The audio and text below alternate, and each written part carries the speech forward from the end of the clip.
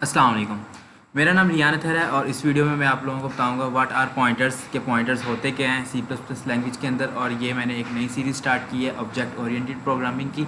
और इसके अंदर जो है ये सबसे पहली मेरी वीडियो है इसकी कि पॉइंटर्स क्या होते हैं, क्योंकि ऑब्जेक्ट ओरिएंटेड प्रोग्रामिंग जो है वो पॉइंटर से स्टार्ट होती है और उसके बाद हम लोग आगे पॉइंटर्स में आगे डिटेल में जाएंगे कि पॉइंटर्स जो है how to use pointers with arrays, और आगे फिर सो ऑन हम ऑब्जेक्ट्स पे मूव करेंगे और फिर क्लासेस वगैरह पे और फंक्शन क्लास कंस्ट्रक्टर्स पे इंशाल्लाह। तो अभी सबसे पहले ये कि पॉइंटर्स होते क्या हैं, तो चलिए शुरू करते हैं। अभी इस वीडियो के अंदर मैं आप लोगों को बताऊंगा कि पॉइंटर्स होते क्या हैं, उसके बाद पॉइंटर्स की डिक्लेरेशन, उनकी इनिशियलाइजेशन, उनकी रेफरेंसिंग, डिफरेंसिंग, डी रेफरेंसिंग। तो इंशाल्लाह आप लोगों को इस वीडियो में पॉइंटर्स का जो है होल कंसेप्ट आ जाएगा। और उसके बाद फिर आगे जो कम्प्लेक्स आगे आएंगे चीज़ें के मतलब पॉइंटर्स को अरेज में किस तरह से पास करना है और अरेज को किस तरह से असेस करना है पॉइंटर्स के ज़रिए। तो ये सारी चीज़ें जो है ये फिर अगली वीडियोस में इंशाल्लाह आप लोगों को मिलेंगी। What are pointers? तो पॉइंटर्स में और एक जो है हमारे पास सिंपल वेरिएबल में क्या फ़र्क है, ठीक है। ये यहाँ पे मैंने स्टेटमेंट लिखी हुई है, ये आप इंग्लिश में आप लोग ये देख सकते हो, पढ़ सकते हो इस वीडियो को स्टॉप करके। तो इन दोनों चीज़ों में क्या फ़र्क है?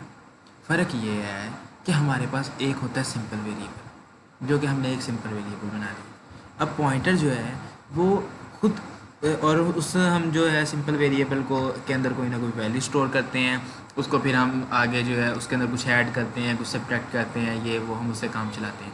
अब जो पॉइंटर है ना, हम बजाते खुद उसके अंदर कोई भी वैल्यू नहीं पुट करते, हम उसके अंदर जो है उसको प्लस सब्ट्रैक्ट या जो भी है उसको नहीं करते। हम उस पॉइंटर को एक, वो भी एक वेरिएबल ही होता है, और हम उसको एक नॉर्मल वेरिएबल के ऊपर जो है पॉइंट करते हैं। और उस के ज़रिए, उस पॉइंटर के ज़रिए, उस वेरिएबल के ज़रिए जिसको हमने एक और वेरिएबल पे पॉइंट किया हुआ है उसको हम पॉइंटर कहते हैं, और उसके ज़रिए हम उस वैल्यू को, उस सिंपल वेरिएबल को कंट्रोल करते हैं।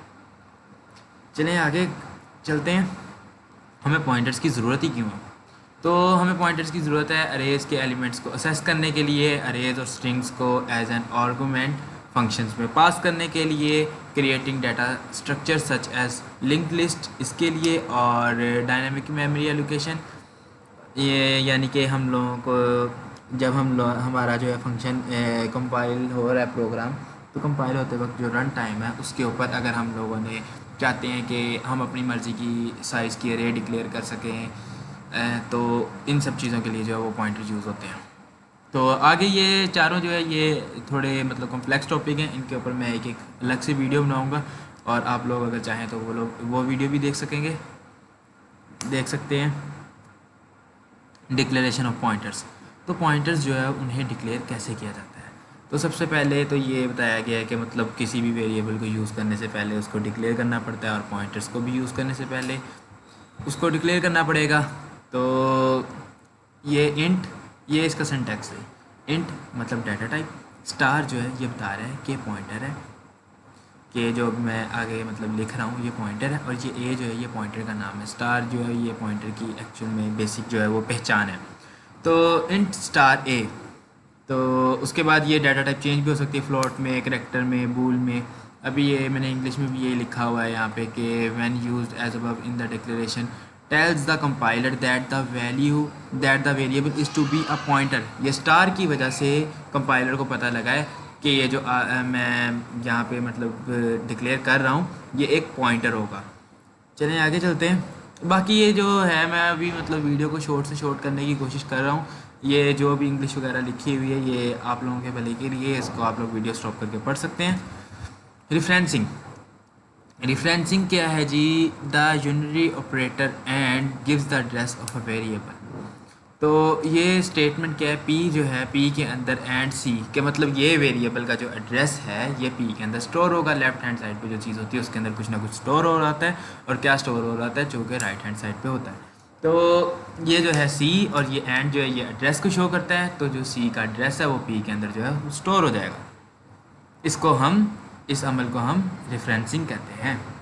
उसके बाद इनिशियलाइजेशन। इनिशियलाइजेशन, अब देखें सबसे पहले यहाँ पे डिक्लेयर हो रहा है सी, कि सी का एक वेरिएबल है। उसके बाद ये डिक्लेयर हो रहा है पी।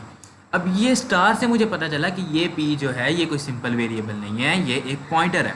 उसके बाद c इक्वल्स टू 7 कि मतलब c के अंदर मैं जो है वैल्यू 7 जो है वो स्टोर करवा रहा हूँ। c के अंदर वैल्यू जो है वो 7 स्टोर हो गई और ये किसी मेमोरी पे इसका कोई एड्रेस है जो कि है 174।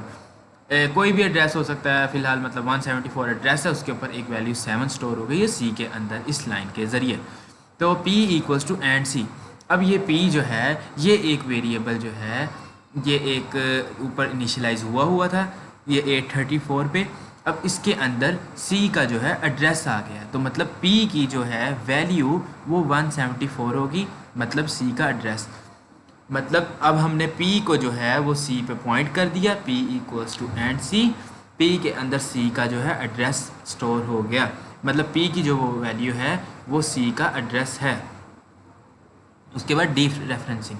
तो डी रेफरेंसिंग जो है ये एक्चुअल में ये स्टार जो है ये रिप्रेजेंट करता है अभी the unitary operator star is the dereferencing operator applied on pointers, ये पॉइंटर्स पे अप्लाइड होता है।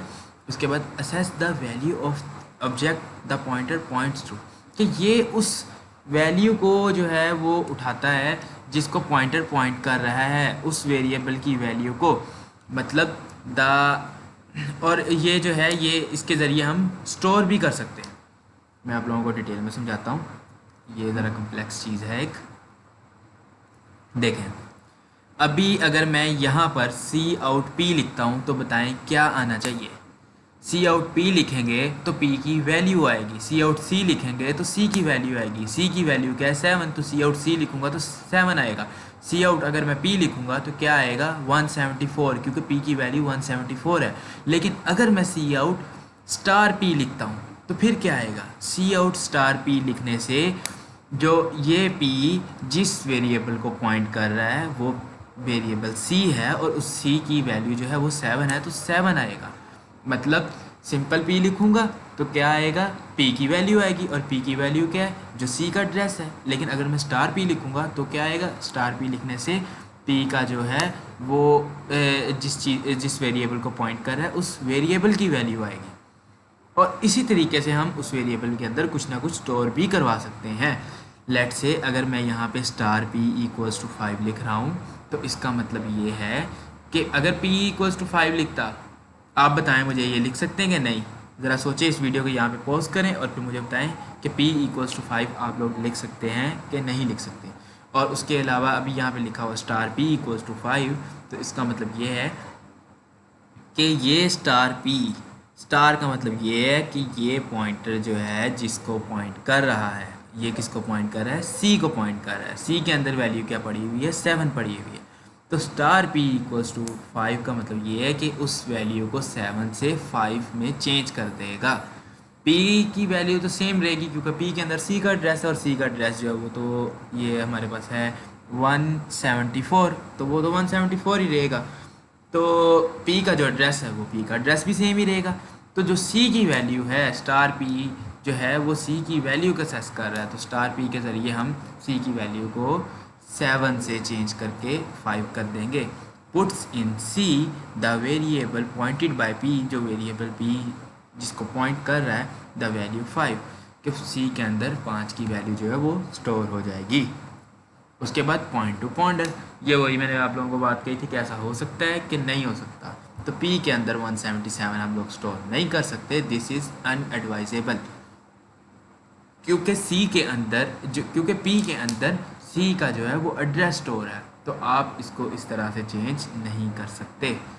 तो आई होप कि आप लोगों को इस वीडियो से सिंपल पॉइंटर्स होते क्या हैं, पॉइंटर्स को डिक्लेयर किस तरह से करते हैं, पॉइंटर्स को इनिशियलाइज किस तरह से करते हैं, और पॉइंटर्स जो हैं उनका रिफरेंसिंग और डी रेफरेंसिंग का आप लोगों को आइडिया हो गया होगा। अगर आप लोगों को किसी भी चीज़ की समझ नहीं आई तो आप लोग मुझसे कमेंट में पूछ सकते हैं। और इस वीडियो को लाइक करें अगर आप लोगों को ये वीडियो पसंद आई है, और उसके अलावा इस वीडियो को अपने फ्रेंड्स और फैमिली के साथ शेयर करें, और मेरे चैनल को सब्सक्राइब करें अगर आप इस तरह की और अमेजिंग वीडियोस को देखना चाहते हैं। ओके, टेक केयर, अल्लाह हाफिज़।